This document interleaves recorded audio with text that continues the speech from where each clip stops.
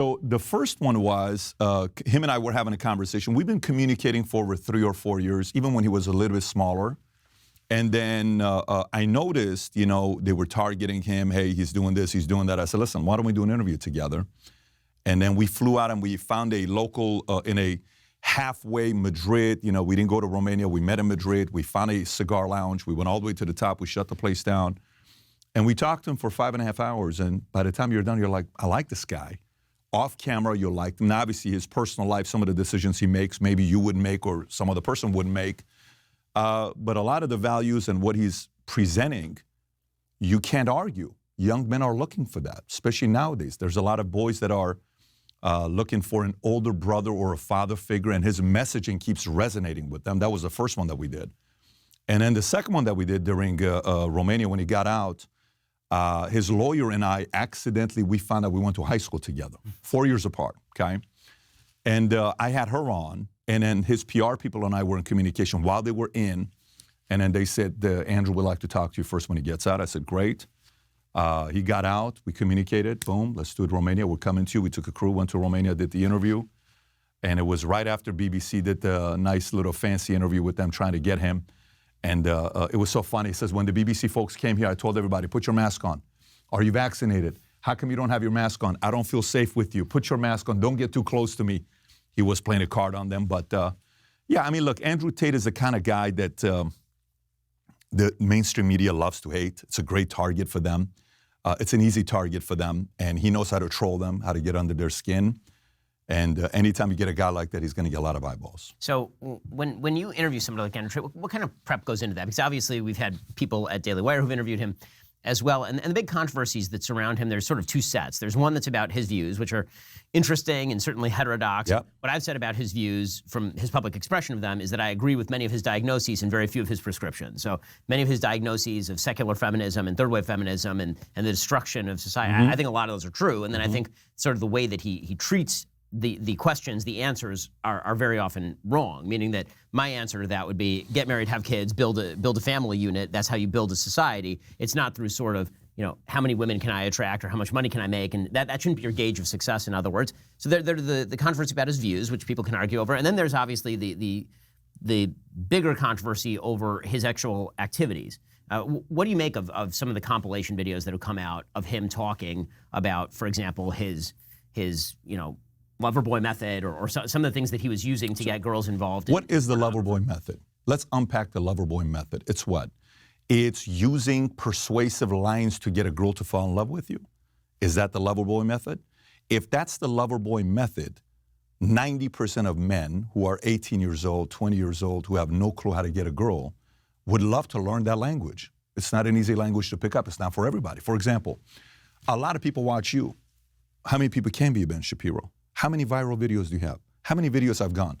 Ben Shapiro destroys, just add whatever the word is next, 10 million views, 50, that's all you got to put, and just let it rip and you'll go, right? How many people can be like Ben? Why do people watch you? Why are people so enamored by you? Because they wish they can kind of be like a Ben. They wish they can kind of talk like a Ben. They wish they can kind of, the guy putting his hand on your shoulder, you put him in his place, and you're with Pierce, years ago, I don't know what that was, 10, 11 years ago, boom, you put, hit him in his place. You went with so many different examples. So take a Ben. I know this is a different example, weird example to give you. You and Andrew Tate are actually very similar, okay?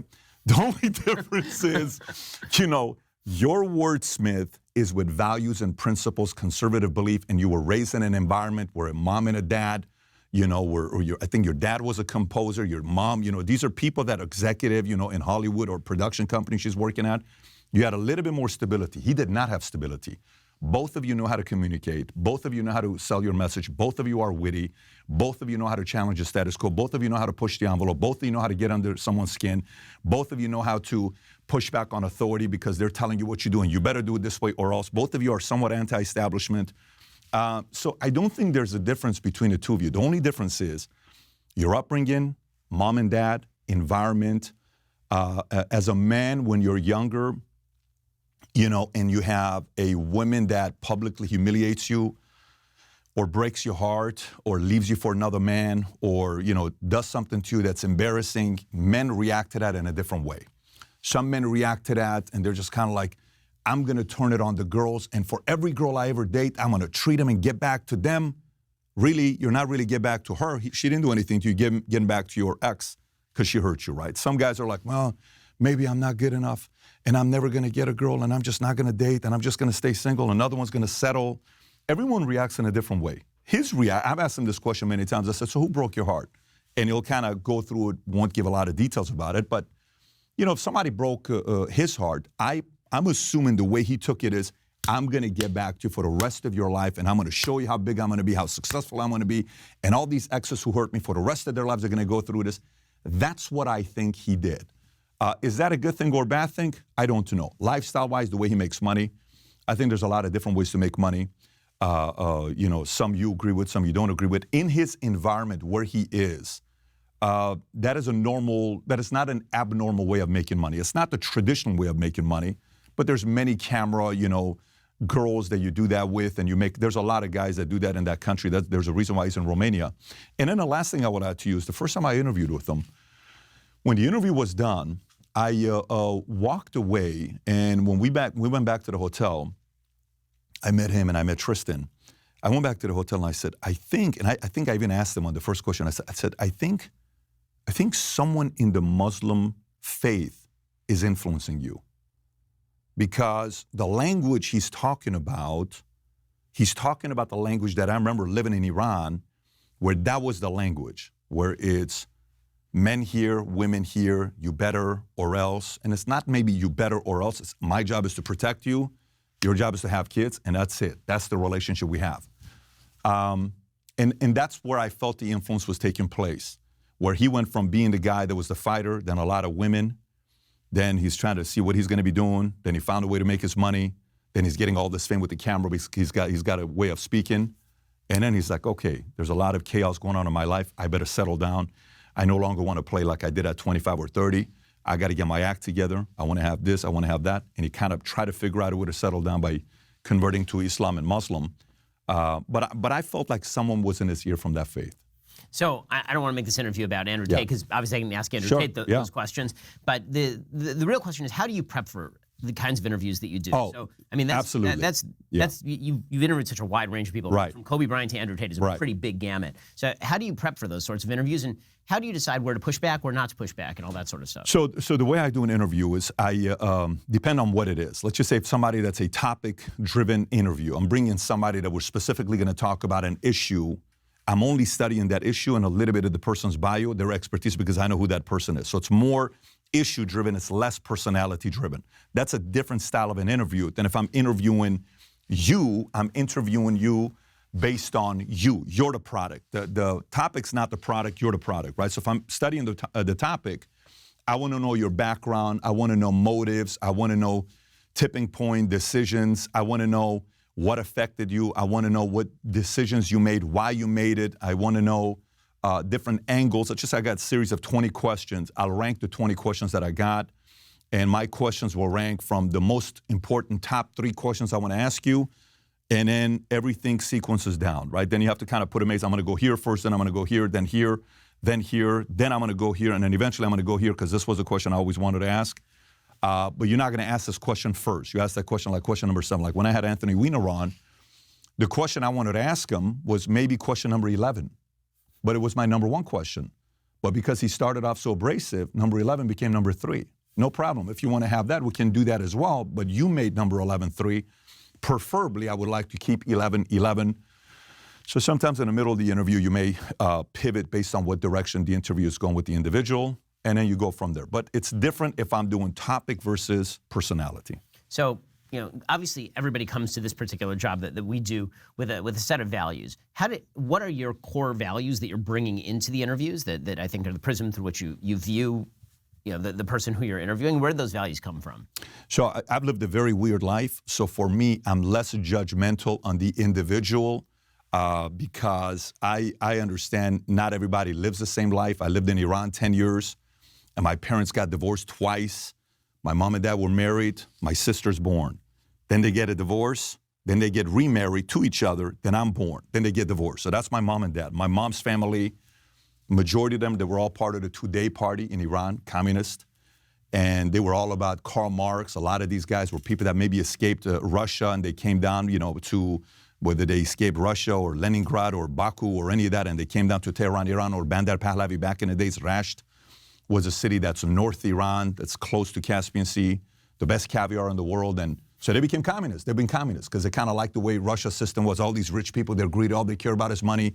We're about community. Let's come together. We don't have to work that hard. Let's spend more time together. And my dad's side, there is Syrians, original Assyrians. So I speak Aramaic, so I'm Syrian, but David, all of that. So they're more imperialist. He was more about the Shah. He was more about the king. He was more about, poor people are lazy. My mom was rich people are greedy. So they're debating each other constantly, right? And then I had some interesting characters in my family. Some made money in an interesting way, bootlegging, whatever in Iran at that time.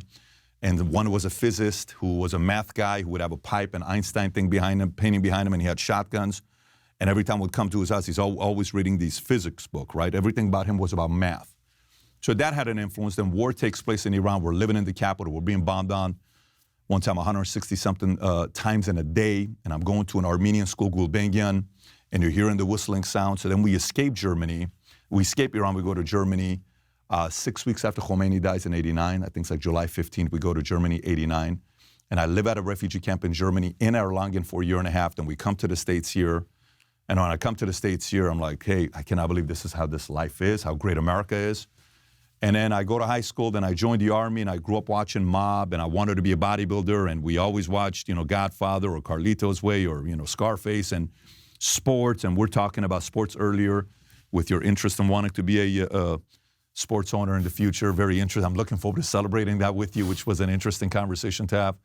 But so anyways, the people around me were always weird and different. So I was able to befriend the 4.5 GPA kid and the captain of the football team and the teacher who gave me an F and a teacher who was a math teacher. We would have conversations, and the head coach and the counselor and the Army recruiter and the cops. It didn't matter. I had relationships with all these guys. And because there was no judgment, we can sit down and have conversations together. So my approach to the way we're doing interviews is people feel safer sitting down with us. Well, maybe they wouldn't feel safer in a different place. Like one week I'll have Cenk, and people are upset at me because I had Cenk. Next week I have Alex Jones. 1 week I'll have Charlie Kirk. Oh my God, I can't believe we'll have Charlie Kirk. Next week I got Chris Como. We're okay doing that. That's very norm for us to have the conversation, and people know where I stand. I'm a capitalist. I love America. This is the greatest country in the world.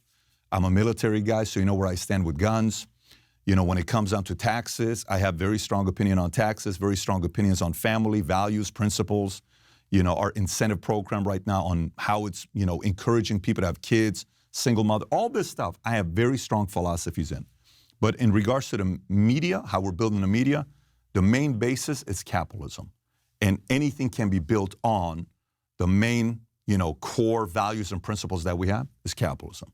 We believe you can go out there and build as big of a business or small of a business and make as much or as little money as you want to make, or you can be a supporter in the role of building Daily Wire. You can be a consultant, you can be an outsider, you can be a independent contractor, you can be an employee, you can be an executive, you can get a piece of the company eventually when it goes public or it sells, you get a check. There's so many ways within a capitalistic society to win.